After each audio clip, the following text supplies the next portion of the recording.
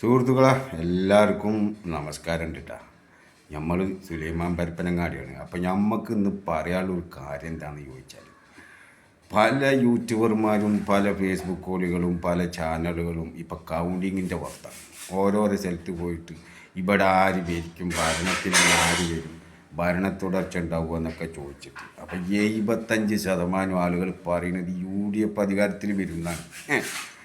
25% ആളുകൾ മാത്രമേ ഉള്ളൂ സുഹൃത്തുക്കളെ LDF വരും എന്നുള്ളത്. അപ്പം നമ്മൾ കുറച്ച് ചിന്തിച്ച് കൂട്ടിയിട്ട് നമ്മൾ പിന്നെ ഒരു തീരുമാനം എടുത്ത് എന്തെന്ന് നല്ലത് കുറച്ച് മതിയല്ല. അപ്പോൾ ആ 25%-ൻ്റെ കൂട്ടത്തിൽ നമ്മളും അങ്ങോട്ട് കൂടിയിട്ട് ഒറ്റ വാക്കിൽ നമ്മൾ പറയാണ് പിണറായി തന്നെ അധികാരത്തിൽ വരും, മൂന്നാമതും പിണറായി സർക്കാർ തന്നെ വരും. അതിൽ ഒരു സംശയങ്ങൾക്ക് വേണ്ട കേട്ടാ. നമ്മൾ പറഞ്ഞാൽ പിന്നെ രണ്ടാം കയ്യില്ലാന്നൊന്നും നമ്മൾ പറയില്ല.